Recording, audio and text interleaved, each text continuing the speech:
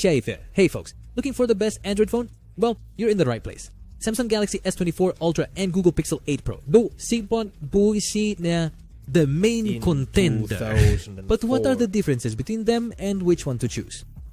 S24 Ultra is one of the first phones with the long-awaited new Snapdragon 899 chip, Gen 3, and Samsung is betting on new artificial internet tricks of intellect. The company is also making big changes to the camera system, adding a new zoom camera and other image processing. Let's see how all this can be compared with Pixel Vosh. As for the design and sizes, these are two big phones, but out of these two, Galaxy S24 Ultra is bigger. It has a 6.80-inch screen compared to the 6.7-inch on a PC. It is wider and noticeably heavier. 200 Those 23 versus grams, 213 113 grams. the The Galaxy also has a different form with sharp corners, while the Pixel has rounded corners and a more traditional appearance. Exterior-wise, regarding materials, the Samsung phone has a titanium body, while the Pixel opts for aluminum. The Galaxy also has an S Pen, which I like. Many people the like rest Pixels. seems quite familiar. The power and volume buttons on both phones are... leaving on the right the side. port is located at the bottom. I wonder how I Spices used it. also We're have water scared. and dust protection IP68, which has become a standard for all in recent years. Bear in mind, if you purchase one of these flagship phones, you won't find a charger in the box, although a charging cable is included in the kit. Charging. The Galaxy supports a higher peak brightness of 2600 nits, while the Pixel 2400 nits. These are official figures, measured using a tiny white spot on a fully clear.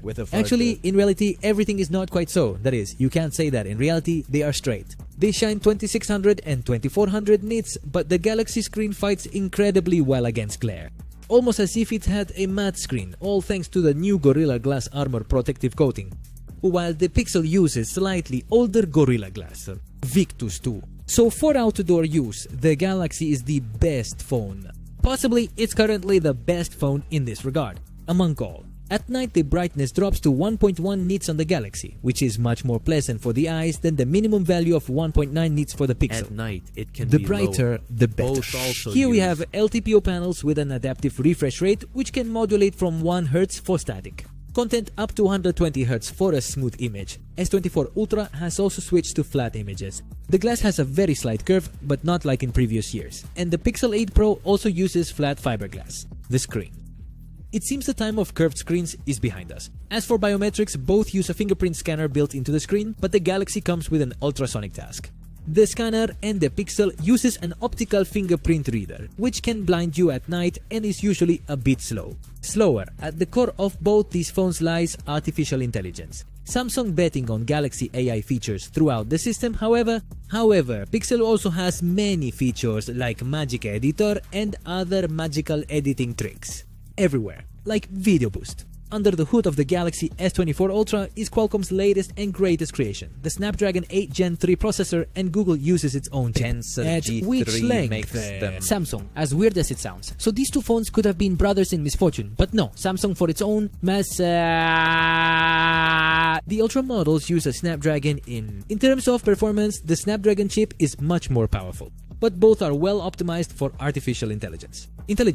As for the actual configurations, we have the following. The Galaxy and the Pixel are marked with 12GB of RAM, but the Pixel's base version is 12GB and 28GB, while the Galaxy 12 Plus has 250. The Galaxy also comes in a 1TB capacity model, sometimes which is missing from the phone. Google. Another big difference between these two is the program. Software. Google. Apple caused a stir by announcing a 7-year software update support for the Pixel 8 series, and now Samsung is promising the same for the S24 series. This is great news for Android users who have been poorly treated in the past in this respect. As for the appearance and style, Pixel Shell has a clean Android style without unnecessary software, although also with some Google elements, which you can't remove from the main screen, while Samsung uses its own style with the new One UI. 6.1 has a few more features. There are there are options for customizing your shell, including artificial intelligence innovations. Such features like live translate in the native phone app, deciphering voice notes, changing the style of writing, and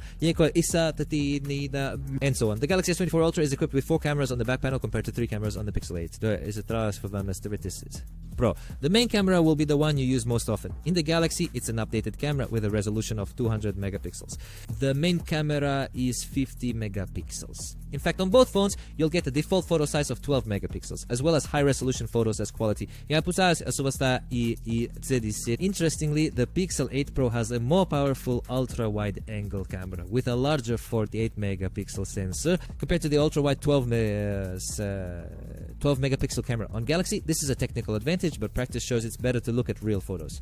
The area where Samsung contributes major changes include the zoom lens. The past 10 times zoom lens that Samsung had used before is gone, and instead we got a new 5 times zoom lens with triple zoom, the combination of a 50 megapixel matrix with a second 10 megapixel matrix, cameras with 3 times zoom, and so on the Galaxy you have 2 cameras with 3 times and 5 times with zoom, and on the Pixel there's just one lens with a 5-fold zoom. This means that Galaxy will have a greater advantage in the zoom range from 3x to 4.9x.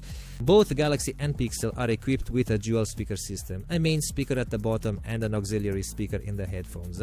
And from above, Samsung uses a new speaker design at the bottom, using one pill-shaped protrusion instead of several holes as it was before. This may indicate that some other sound quality improvements have been made, but we have not tested yet.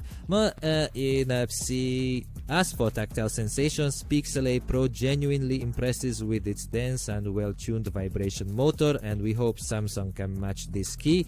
In terms of quality, the Galaxy runs on a 5000 mAh battery just like in previous years, while the Pixel 8 Pro is equipped with a roughly similar size of 50-50 mesh 5 o'clock. Actually, both are working for about 1.5 hours, 1.5 days at medium intensity. As for charging, the Galaxy has a 45 watt wired charging, which will take about an hour to charge, and for the Pixel 8 about a 30 watt fast charging. A full charge takes about 1 hour and 20 minutes. Not the fastest phones, but not horrible either. Both also support wireless charging. For the Pixel, you'll need your own Google Home charging device. Enough to achieve the stated charging speed of 23 watts, while the Galaxy reaches 15 here with any standard wireless charging device. In any case, neither of these phones supports the new G2 wireless standard. In the end, Samsung is improving. No, Plank, I suggest all new Galaxy AI features that open the smartphone era of a new type. Add to this the new powerful Snapdragon 8 Gen 3 chipset, an improved camera system, and some design changes, and you'll see in the next video. See you!